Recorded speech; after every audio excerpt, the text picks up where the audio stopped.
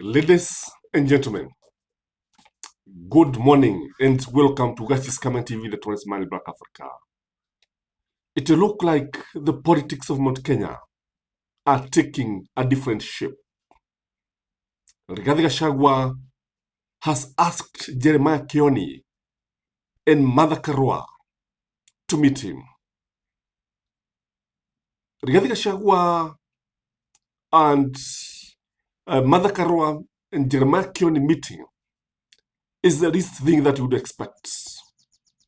But the funny thing is that it is Rigathi Gachagua who is asking, who look like he's pleading with them to go and discuss an issue, and is asking them not to go to the Muru 3. Ladies and gentlemen, this is very interesting.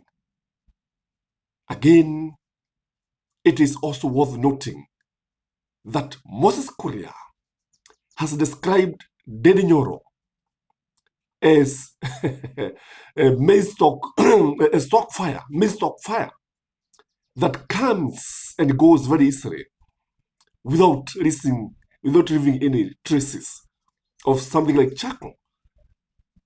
And Moses Kuria has given also a critical look at Ndindi Nyoro and 3 other politicians from Mount Kenya who seems to be overshadowing Rigathi Gachagua.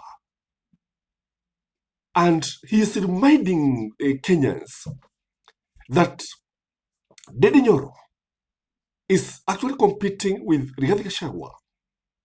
And there was a case in Murang'a where alitumia chopa ya William Samoei Ruto, na actually ni mashindano makali sana ambayo wanayazungumzia pale, and he has described the situation as nonsense.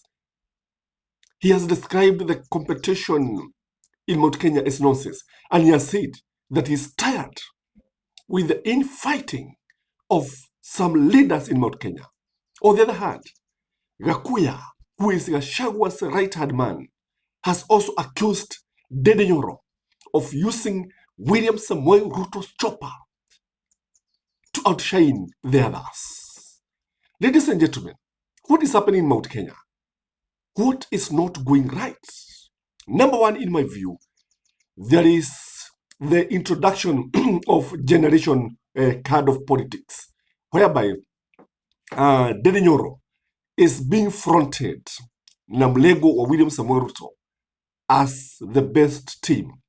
So the generation card of politics is being played to actually outshine Rigathi Gachagua and make him irrelevant. And Kuria has opined about the same.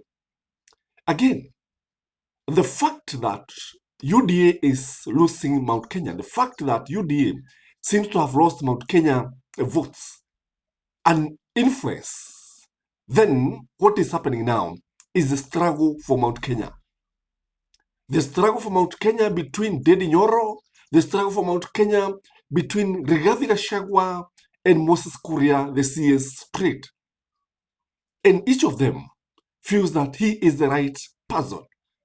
So the politics of influence are playing an important part at this time.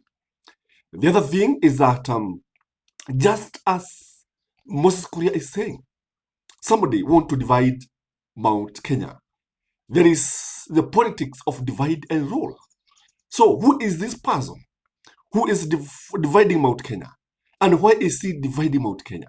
From all angles, if you look at it, Moses Kuria was referring to William Samoei Ruto.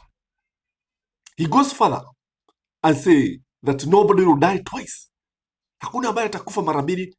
And he started speaking in mother tongue. Ladies and gentlemen, I've always stated that when you see a toad running in the daytime, somebody is after its life. When you see Rigathi Gachagua, Ndindi Nyoro, and Moses Kuria fighting without caring about the consequences, then no, somebody won't divide Mount Kenya so that they don't vote in unison, so that they don't unite. On the other hand, we have even seen Rigathi Gachagua even trying to reach out to Uhuru Muigai Kenyatta. If you look at Rigathi Gachagua, he seems to be desperate. He seems to be being outwitted. That is why he's reaching out to Uhuru Muigai Kenyatta. That is why he's reaching out to Mother Karua and Jeremiah Kioni. Desperate times calling for desperate measures. So the politics of Mount Kenya are getting very, very interesting, and they are getting out of hand. The other thing is that there is this issue about Mount Kenya kingpin. The issue of Mount Kenya kingpin has remained very, very elusive. And William Samoei Ruto is aware of this. And Uhuru Muigai Kenyatta seems to be complicating the issues further. That is why you see, when Rigathi Gachagua was in Kiambu the other day, one person did not attend, and they referred to him. In fact, they talked about him when they're referring to the choppers, and they were referring to Ndindi Nyoro. So you realize that most of the Kiambu members of parliament attended the Sunday Harambe in Kiambu ACK church. Na we hatukuwa na Ndindi Nyoro, hatukuwa na Gathoni wa Musyoba. For Gathoni wa Musyoba, we understand why she was not there.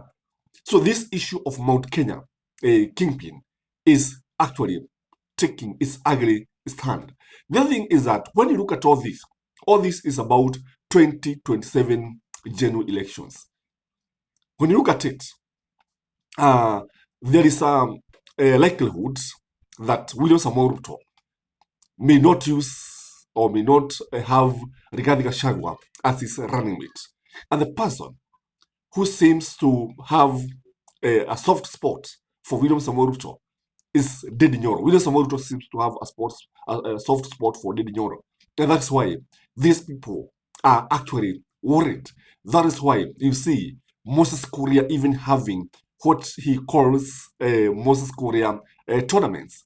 And these tournaments, football tournaments, are meant to unite the people. They are meant to bring the people together, and they are meant to make William Samoei Ruto names fade from the mountain and make Moses Kuria be the person to watch in the mountain.